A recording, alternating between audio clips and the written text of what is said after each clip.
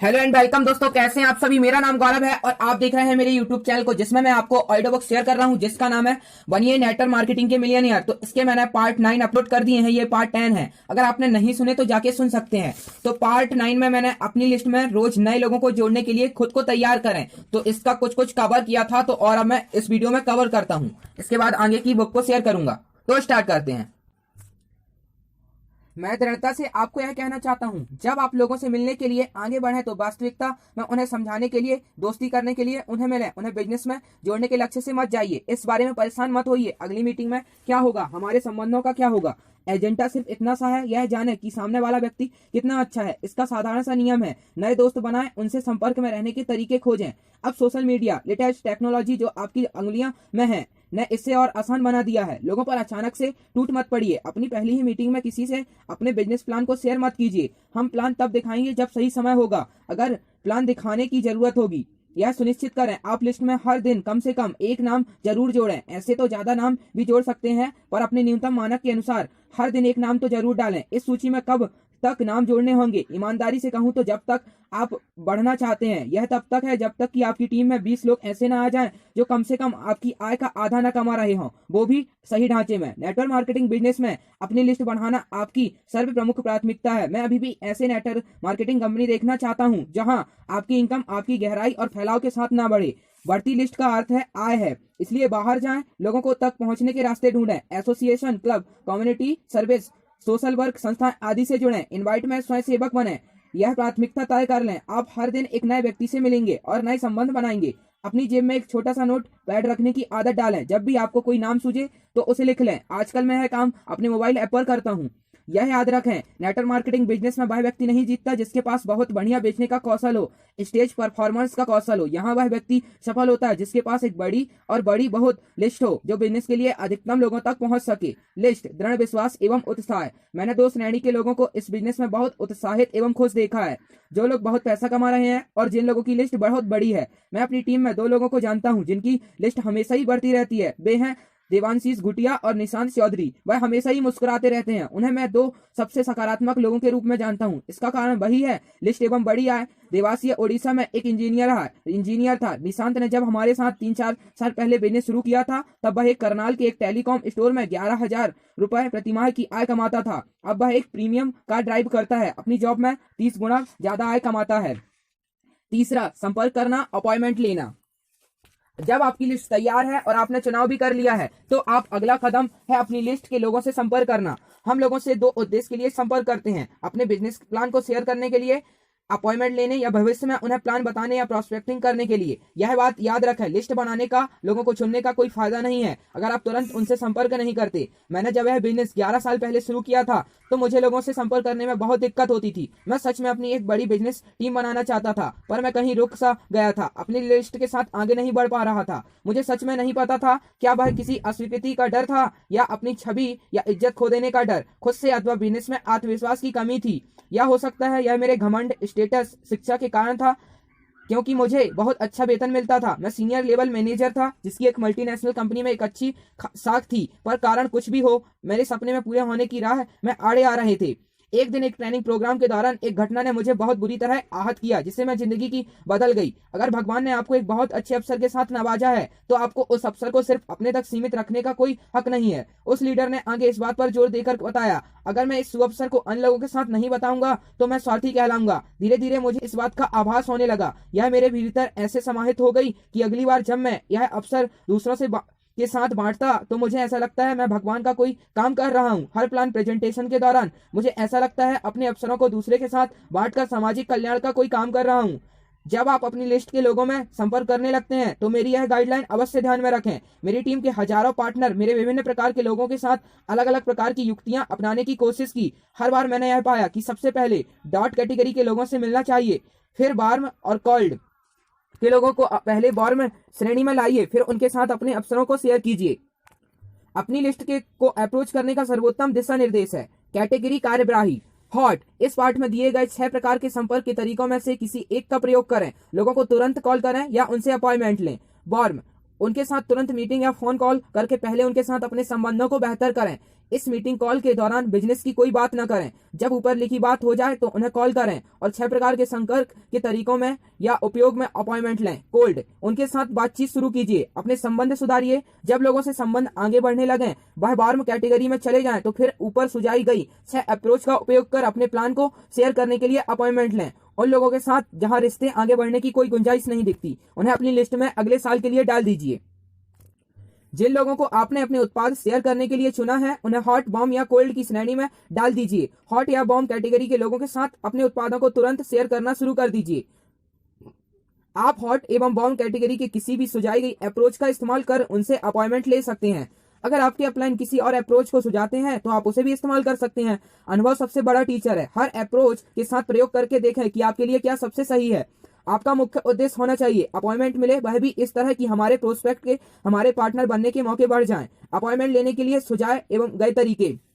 पहला, सीधे अप्रोच। इस अप्रोच का इस्तेमाल तब होता है जब आप लोगों को एक बिजनेस में काम शुरू करने के लिए आमंत्रित करते हैं। इसका मैसेज बहुत साफ है, यह बिजनेस शुरू करने के लिए एक आमंत्रण है। इसके लिए संभावित आलेख या स्क्रिप्ट इस प्रकार है।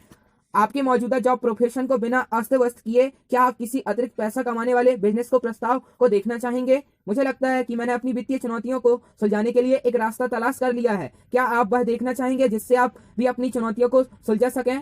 जब आपने मुझसे कहा था किसी एक को चुनें, आपको ज्यादा पैसे चाहिए, अपने परिवार को सुरक्षित रखना चाहते हैं, एक बेहतर जीवन शैली चाहते हैं, ज्यादा बचाना चाहते हैं, अपने जॉब से घृणा करते हैं, नया घर चाहते हैं, क्या आप उस संभव गंभीर थे, सिर्फ मजाक कर रहे थे? सब इस सवाल का उत्तर हाँ में ही देते हैं। मुझे लगता है मैंने कुछ ऐसा ढूंढ लिया है जो आपको उस बात को दोहराए जिसे उसने आपसे अभी कहा है, पाने में मदद कर सकता है। क्या आपको एक बेहतर जॉब मिल गया है? मुझे लगता है मैंने आपके लिए कुछ ऐसा अच्छा ढूंढ लिया है जिसके बाद आपको अपने लिए किसी जॉब की जरूरत नहीं पड़ेगी। आखिरकार मुझे कुछ ऐसा मिल गया है जहां हम दोनों एक साथ पार्टनर बनकर अपने सपनों की जिंदगी जी सकते हैं। सबको पता है हमारे पास कम से कम आय के 2 स्रोत होने चाहिए। क्या आप करने लायक हैं? जांची परखी और प्रमाणित आय का दूसरा स्रोत अपने लिए देखना चाहेंगे? बहुत सालों के रिसर्च के बाद मैंने एक बिजनेस ढूंढा जहां आप अपने घर से पार्ट टाइम काम कर सकते हैं, पर आप अपनी फुल टाइम जॉब प्रोफेशन से ज्यादा कमा सकते हैं। दूसरा, राय। यह एक बहुत सशक्त अप्रोच है जिसमें आप अपने प्रोस्पेक्ट के अहम भाव को बढ़ाते हैं। चूंकि आप उनसे ओपिनियन, सलाह या मशविरा लेना चाहते हैं, तो वह भी एक बड़े आदमी की तरह मीटिंग के लिए आएंगे और अपनी सलाह देंगे। यह अधिकतर नौजवानों के लिए कारगर है जब वह अपने से ज्यादा उम्र के लोगों से अपॉइंटमेंट लेना चाहते हैं, या फिर जब भी कोई किसी ऐसे व्यक्ति से अपॉइंटमेंट लेना चाहता है जिन्हें वह अपना वरिष्ठ मानता है या अपने से किसी मामले में बेहतर मानता है।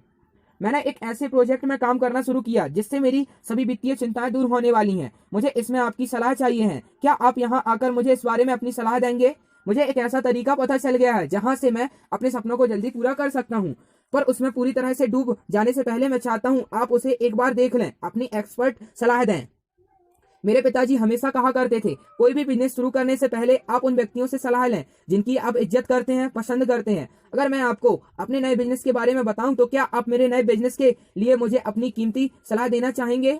मेरी कंपनी आपके शहर में भी काम शुरू करने जा रही है। क्या आप मुझ पर एक एहसान कर देंगे? क्या आप मेरे काम की समीक्षा कर मुझे यह बता सकते हैं क्या यह आपके इलाके में काम करेगा? मैंने एक साबित हुआ, जांचा परखा और करने लायक बिजनेस पा लिया है जिससे मैं अमीर और प्रसिद्ध हो जाऊंगा। क्या आप मुझे बता सकते हैं क्या है मेरे लिए सही है? तीसरा, भ्रांति।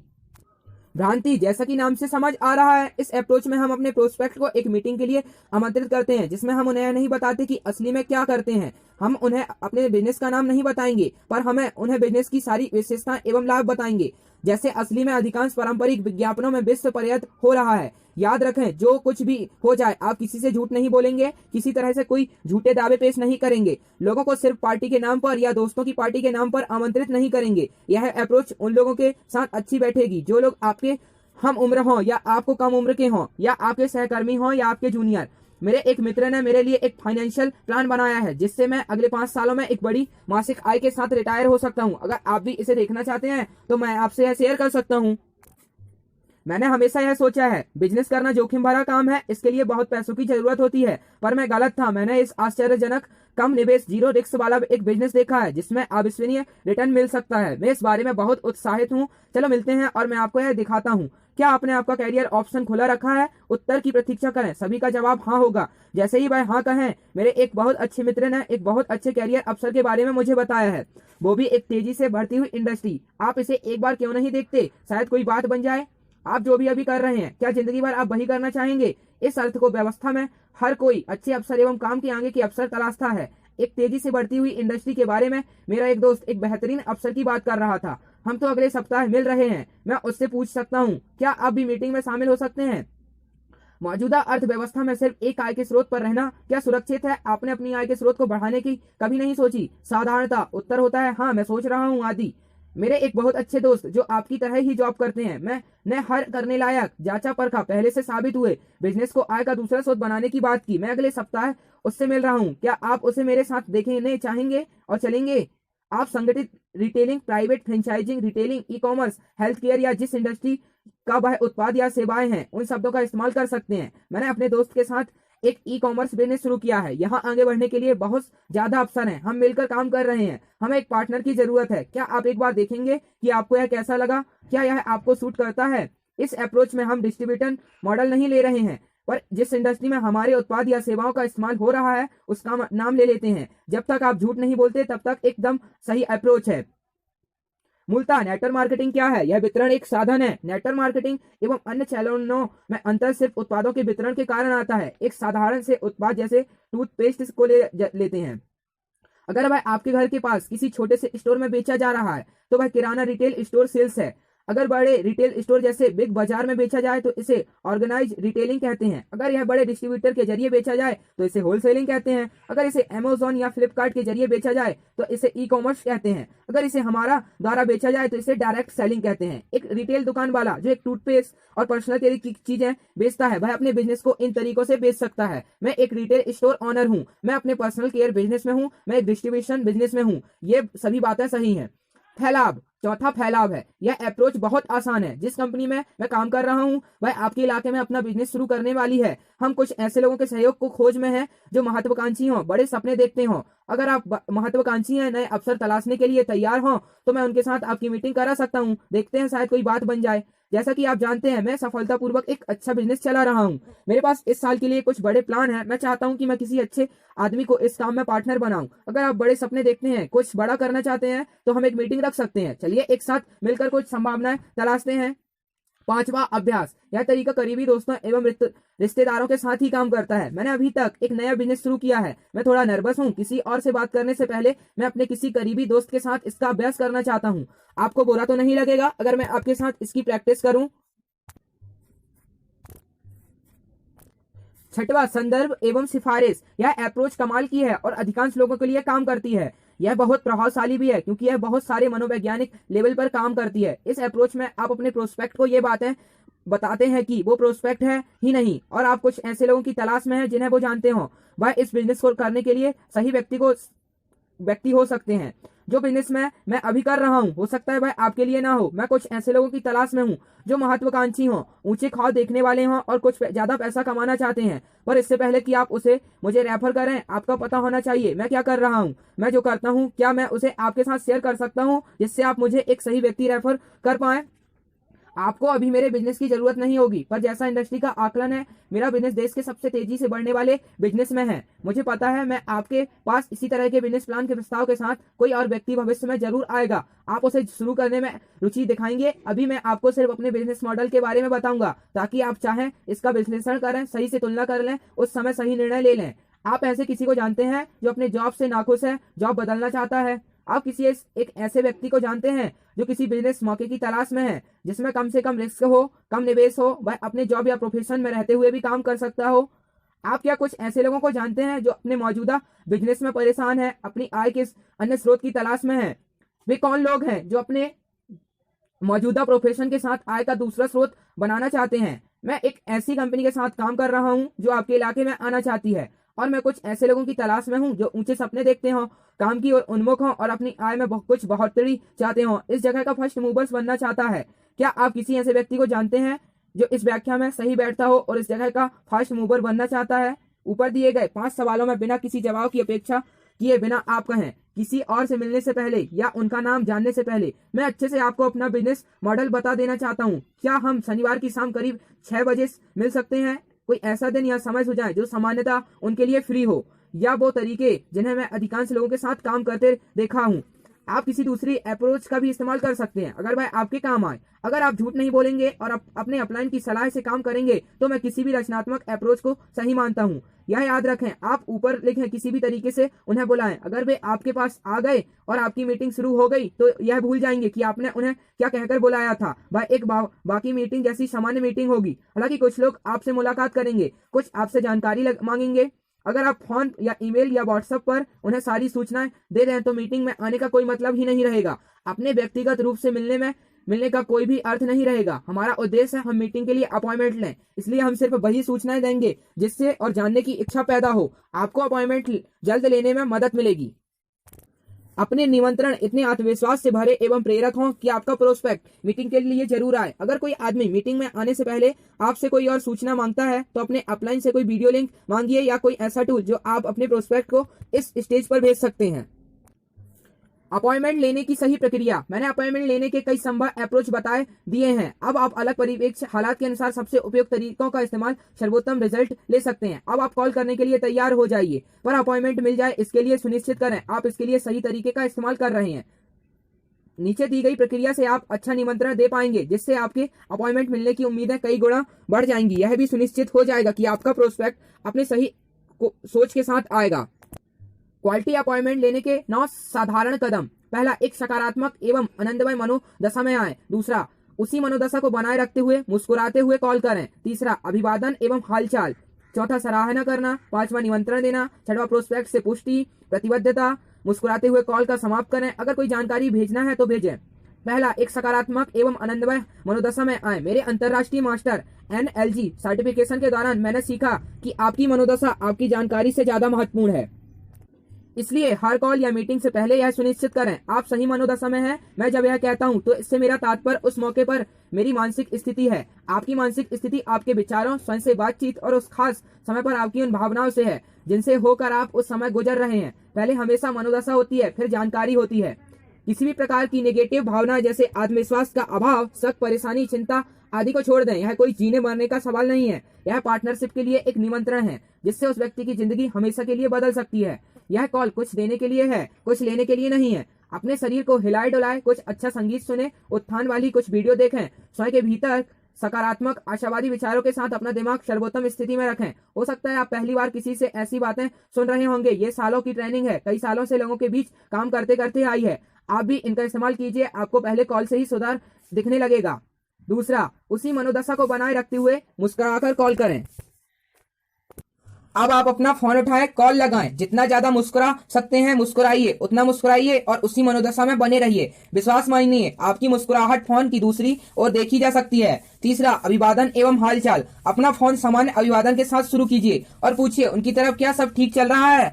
उनके परिवार, काम के बारे में पूछिए, उनके जवाब का इंतजार कीजिए। अगर वह व्यक्ति किसी गंभीर काम में फंसा हुआ है तो नए बिजनेस के बारे में बात करने का वह सही समय नहीं है। बिजनेस अप्रोच को अगली बार के लिए रखें। उस व्यक्ति के साथ अपनी कॉल को पहले ही की तरह जारी रखें। चौथा, प्रोस्पेक्ट की सराहना करें। हर व्यक्ति एक अच्छी सराहना पसंद करता है। वह सामने वाले व्यक्ति के मनोबल को ऊंचा करती रहती है, मीटिंग के माहौल में ऊर्जा डालती है। प्रोस्पेक्ट की कम शब्दों में अच्छी तरह से सराहना कीजिए। पांचवा, इन 6 अप्रोचों में से किसी का भी इस्तेमाल करके नियंत्रण में दें। किसी भी अप्रोच का इस्तेमाल कर अपने प्रोस्पेक्ट को मीटिंग के लिए बुलाएं। जब ऊपर दिए गए 4 कदम पूरे हो जाएं तो सिर्फ यह कहें, मैंने आपको आज एक खास काम के लिए फोन किया है। फिर उसके बाद उस व्यक्ति को मीटिंग के लिए निमंत्रण दें। इसके बाद हम अगले 2 मिनट में कॉल समाप्त कर देना चाहेंगे, इसलिए नीचे लिखे अनुक्रम का ध्यान रखें। अगर पहले 4 स्टेप से ज्यादा टाइम लग रहा है तो कोई बात नहीं, लेकिन निमंत्रण कॉल आपके अंतिम 3-5 मिनट में ही दें।